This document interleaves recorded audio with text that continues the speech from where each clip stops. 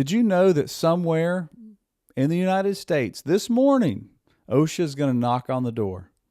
They're going to knock on the door.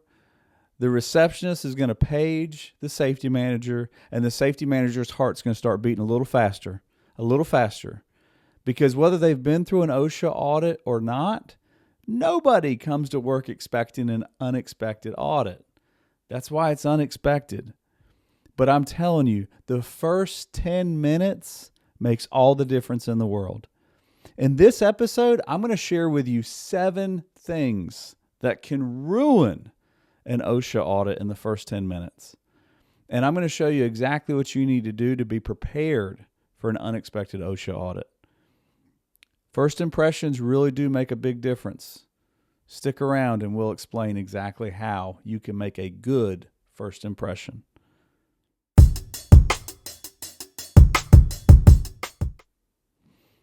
Well, hey friend, my name is David Sawyer. I'm a safety coach. I help busy safety managers prevent accidents and avoid OSHA, but I also help busy safety managers, oftentimes one-person safety managers or solo safety managers. I help them go from feeling overwhelmed to OSHA ready. And in this episode, I'm going to tell you the 7 mistakes, the 7 things that can ruin your OSHA inspection in the first 10 minutes. You see, the first 10 minutes makes a huge difference. So we're going to explain what you can do to set the table so that you actually show, hey, we're professional, we're organized, and we know what to expect. But before I get into the content, I want to remind you, if you go to my website, helpwithosha.com, you can access a free OSHA audit checklist. And this checklist is not just a PDF. It's not just something you download and you look at. It's actually a short little video where I'm going to walk you through the checklist and explain what you need to do to get your team prepared. If you don't know where to start as a safety manager, start here. Go to my website, helpwithosha.com, access a free OSHA audit checklist. It is worth your time. It will save you a lot of stress and help you take the steps in the right direction. Now, let's talk about the first 10 minutes of an audit. When OSHA knocks on the door, they want to get started right away. And so they can be a little bit forward, a little bit pushy at times. Not all the time, but sometimes they can come in and they want to get going. They want to get started. They want to jump on it. And so the receptionist can be put off by this. And if you have somebody, the very first person that makes contact with OSHA, I refer to this person as the gatekeeper. It might be a security guard. It might be the receptionist. It might be somebody in the office that just happens to be there and opens the door. But the number one thing you can do that really messes this up out of the gate is if somebody is rude to the OSHA inspector. Again, first impressions make a big difference. We do not want to be rude. We do not want to be unprofessional. Even if they're a little pushy at the door wanting to get started, we want to be completely nice. There's an old movie from the 1980s. I always think of this. I always share this story because it goes with exactly what we're talking about. The movie is called Roadhouse with Patrick Swayze, and he is at a bar, a very rough bar, and he's actually teaching the bouncers how to behave because the bar was having all kinds of bar fights, all kinds of problems. They were destroying property every night, and the owner was like, look, I can't take this anymore. They're just tearing up my bar. So he hired this guy to come in and to teach his bouncers how to get unruly guests out of the bar. And what he said to him was, you have to be nice. You be nice, you be nice, you be nice until you can't be nice anymore. And that's exactly how I tell companies to handle OSHA inspectors. And honestly, this goes with any government regulatory agency, whether it's EPA, USDA, OSHA, Department of Labor, fire inspectors, whatever it is. You need to be nice. You need to be professional. You need to be courteous because That's how you'd want to be treated if you were in their boat and you were walking into a facility for the first time. So remember, the gatekeeper needs to be nice. They need to say, do you need to use the restroom? Would you like a cup of coffee? Get them to understand it is really important that first impressions go a long way. You're going to have the inspector sit and wait until we get the right people in the room. So we want them to be comfortable while they're waiting. And they might have driven hours to get there. It depends where the OSHA office is in your state. So if they've driven a long way, they might need to use the restroom. They might want a fresh cup of coffee. They want to have a comfortable seat. They want somebody that's smiling and friendly. They don't want to have somebody that's like, what are you doing here? Why are you here? It doesn't help anybody. So be nice. They're there to do a job. The OSHA inspector is not the enemy. The enemy is not being prepared. So we want to be nice. All right? That's mistake number 1, not being nice. Mistake number 2, not being professional and checking credentials. So when they come in the door, one of the first things they're going to do is they're going to show you their credentials. They're going to show you their badge. They're going to show you their card. They're going to show you who they are, where they're from, why they're there. And if it's more than one inspector, if it's 2 inspectors or 3 inspectors, they're going to tell you who they are, where they're from, what they're doing. But what happens is when they mention OSHA, it's like people go, oh, they get kind of nervous. They get kind of freaking out, and they go, oh, and everything else that's said after that is forgotten, right? Have you ever had a conversation like that? Have you had a conversation where you're talking to somebody and then they say something, they say a word, and then immediately you are pulled out of the conversation and all you can think about is that word? I don't want to get too heavy here, but if you're having a conversation with somebody and the word cancer comes up, it's like, boom, that's all I can think about. Or if you're in a long-term relationship and all of a sudden you hear, there might be, we need some space. Wait a minute, that's all I can hear. I can't hear anything after that. Now, OSHA is not the same level as either one of those, but when that word is brought out, they go, hey, I'm here with OSHA. It's like people immediately go, well, that's all I heard. I didn't hear anything after that. So again, we want to make sure that we're prepared. So when somebody says, I'm here and I'm with OSHA, we're not just, oh no, right? No, it's like, we're good. We're good. We need to remember who they are, where they're from. You can, if you feel like this is not legit, which between me and you, it is legit. Okay.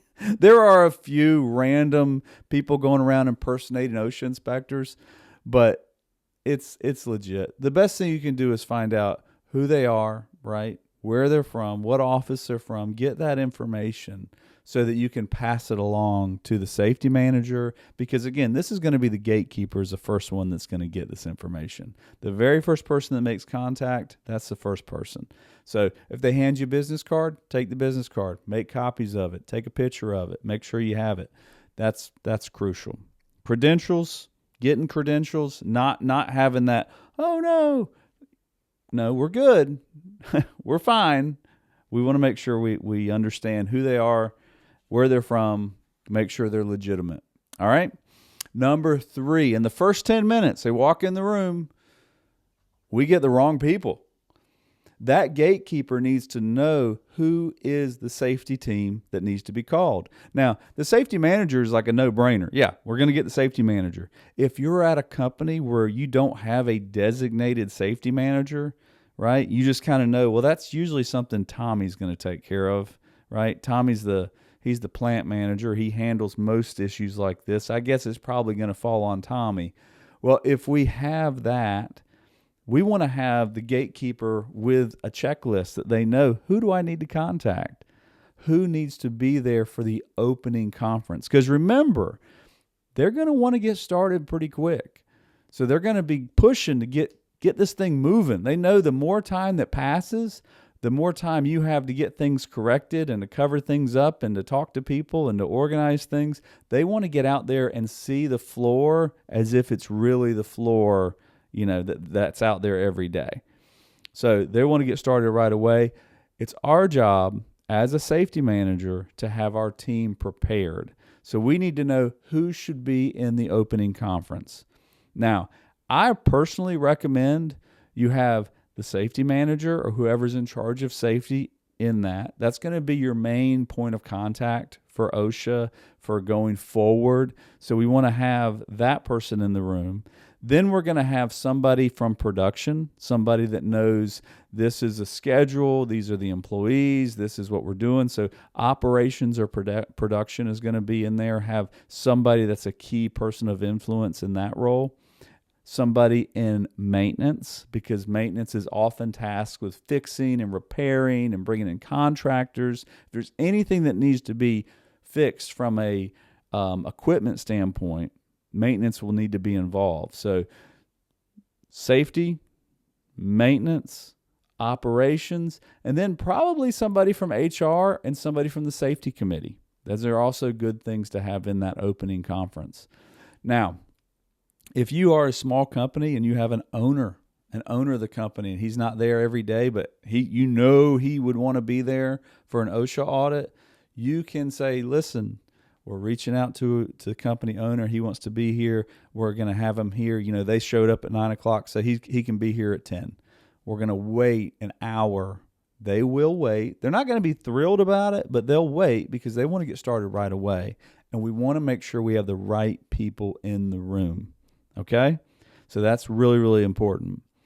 Now, before I move on to the fourth mistake that gets made, I want to say if this is information that you're finding helpful, I talked about my OSHA audit checklist. I will tell you if that is helpful, if this is helpful, then you would be a perfect candidate to sign up for my OSHA Audit Ready Challenge. My OSHA Audit Ready Challenge is an event that I hold, and if you go to my website, helpwithosha.com/challenge, you can apply to be notified when I'm holding the next challenge. This is a 4-day event, 1 hour a day, and at the end of the challenge, at the end of the 4 days or the 4 hours, you won't just know what you need to be prepared for an unexpected OSHA audit. You will be prepared. This is an event where I make sure we are specific to your company.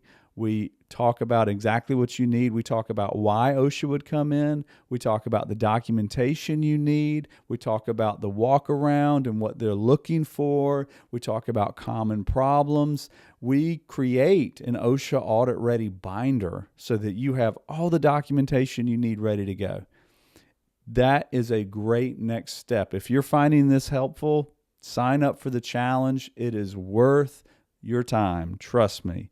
Go to my website, helpwithosha.com/challenge. You can learn more about it there. And it is a great next step. If you feel like, I don't know what I don't know if my team is prepared, I want to make sure we're ready, go to my challenge. It's the OSHA Audit Ready Challenge. And afterwards, your team will be ready for an unexpected OSHA audit. All right, number 4, the fourth mistake that gets made is not understanding the scope.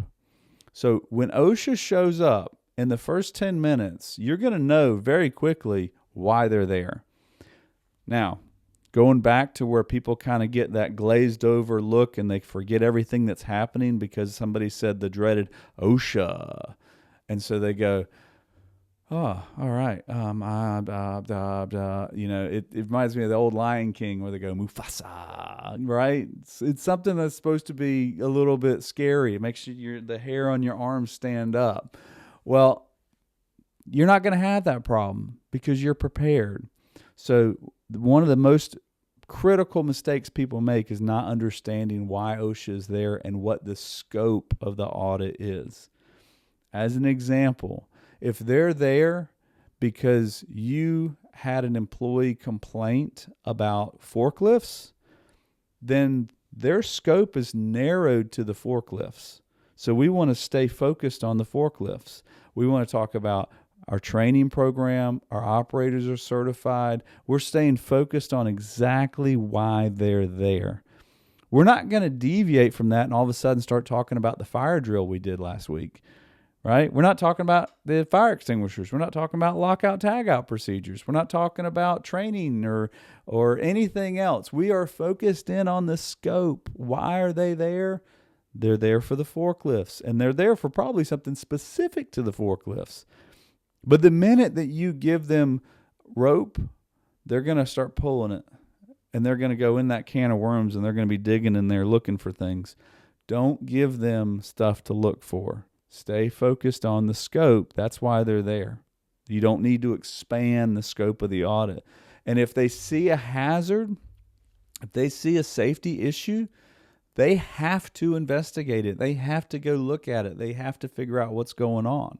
So don't give them that. Don't let them do that. Stay laser focused on the scope of why they're there and understand it. Number 5 kind of goes with what we just talked about, but it's talking too much. We want to be kind. We want to be friendly. We want to be professional. We don't need to talk to them like they're a customer getting ready to buy one of our products. I'll never forget when I used to work for a company as a safety manager, we would give tours through the facility for customers, even sometimes school groups, right? We'd have a field trip where they'd take them through the facility and they'd show them the product that we made. And it was a really fun thing to do. Well, I made a point, anytime we had somebody that was there from a regulatory standpoint, whether it was OSHA, USDA, EPA, whatever it was, I did not have the same person that gave the tour for the children or for the customers give the tour for the regulatory people. Because the regulatory people, OSHA doesn't care how many of this widget you make an hour or what you sell them for or who your customers or how far you're shipping them around the world. But if you start talking about shipping and loading trucks, all of a sudden their little their antennas go up and they're thinking, oh, wait a minute. So you're loading trucks with pallet jacks and forklifts. There's some hazards there. Let me see your forklift inspections. Let me see your chalk in the wheels. Let me see. Right? Slow it down. Don't talk too much. Answer the questions they ask you. Be completely honest, completely forthright. We're not hiding anything, but we are controlling the flow of information. There's no reason to tell them a lot of information they don't ask for. So don't talk too much. And with that being said, when you select your team, make sure you don't pick people on that team that are going to say things that make you go, man, I wish he hadn't said that. And we all know those people. We have coworkers like that. You might be like that. Make sure you are putting a filter on what's coming out of your mouth. All right, number 6, in the first 10 minutes, making the mistake of letting OSHA just walk alone, right? We don't want OSHA to be walking alone. If they're walking alone, we are not doing our job. Our job, your job as a safety manager, as somebody that's coordinating, is to make sure we control the flow of information. This is your facility. Yes, they can come in and do an inspection. They can interview employees. They can walk where they want to walk. But we are guiding them. We are taking them where we want to go. You know your facility better than they do, right? You know where the hazards are. You know where the things are that go, I don't know if I want to show them that, right? It's our job to get those areas cleaned up and safe. We don't need the government coming in behind us and smacking us on the hand and telling us to do it. If there's problems in your facility, get them fixed. But don't take the inspector or let the inspector wander around on his or her own, because guess what? They're going to be doing this. They're going to be looking around everywhere they can look. They're looking at the ceiling. They're looking at the ladders. They're looking at employees. They're asking questions. They're wandering. And we don't want them to wander. We want them to go right, just like a scope on a rifle. We want them to be going right where they're supposed to be going, where the scope is looking. If the scope is looking at the forklift, we're going right to the forklift. We're not taking them to the cranes. We're not taking them to the chemicals. We're not taking them to the maintenance shop. Okay? So don't let them walk alone. Now, the seventh one, the final one, this is the mistake people make in the first 10 minutes. And really, this is kind of the meat of it.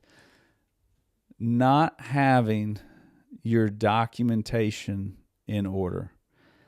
And I'll put it another way. Not being prepared. You have got to be prepared. You've got to be audit ready every day. And the best way to do that is to go to what I would call my OSHA Audit Ready Challenge. If you don't do it with me, do it on your own, but you've got to be prepared. You've got to be prepared for the OSHA audit. You got to know the documents you need. Your employees need to be prepared. Your team needs to be prepared. You need to be prepared because you can have a really solid safety program, but if you don't have it in the right format to present it, it's going to look like a bunch of gibberish. That's one mistake that I see. This is kind of the bonus, right? This would be number 8 on my list, is you have a solid safety program, but it's not organized in a way that can actually be shown to an inspector.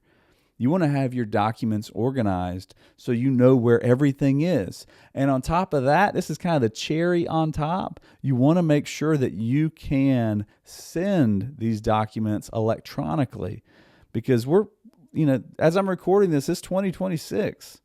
People aren't using 3-ring binders the way they were 20 years ago, right? They don't want to take home a big old copy of your safety manual. They want to have everything digital. They want to be able to look at it. They want to be able to go through it. They want to take it back to their office. So make sure you have it in a way that you can get your hands on it quick. The OSHA 300 log, the 300A. Again, I cover all the documents you need in the OSHA Audit Ready Challenge. Go to my website, helpwithosha.com/challenge. Sign up today, and you can apply to get in the next round. Now, we talked about, I want to do a quick recap because I want to make sure I did not skip over anything. The very first one, we don't want to be rude. We want to be prepared, and not just you, but the gatekeeper. Not checking the credentials is number 2. We want to make sure that we are ready and that we know, hey, make a copy of their business card. Make sure that we know who they are and that they're legitimate. Number 3, having the wrong people in the room for the opening conference and starting too quickly because you're being kind of pushed or coerced into doing it. Number 4, not realizing the scope of the audit. Never assume anything about the scope of the audit. Have them tell you why they're there. Number 5, talking too much. Having people in the room that talk too much. We don't want to give them any information that's not going to be helpful. Number 6, allowing OSHA to walk alone. We're never going to allow them to walk alone. We're controlling the flow. We're taking them where they need to go. We're making sure we're going in a straight line so that we're not dilly-dallying and opening up the scope of the audit. And then number 7, documentation, making sure we got things organized in a manner that we can get our hands on it quickly. When they walk in the door, we want to be professional. We want to be ready to go. And we want to say, hey, this is just another day. Just another day. Now, we covered a lot of information today. If you would do me a favor, please, if you haven't already, subscribe to the YouTube channel, subscribe to the podcast, and please share this episode with a friend. I want it to be helpful. Share it with a safety manager that would be, helped by this information. With that being said, I'll let you get back to work. Thank you so much for your time. I genuinely appreciate everybody that's watching and listening to this show. It makes a big difference, and I want to make sure that we're helping as many people as we can. Until we talk again, do everything you can to keep the people you work with safe, because no one should get hurt at work.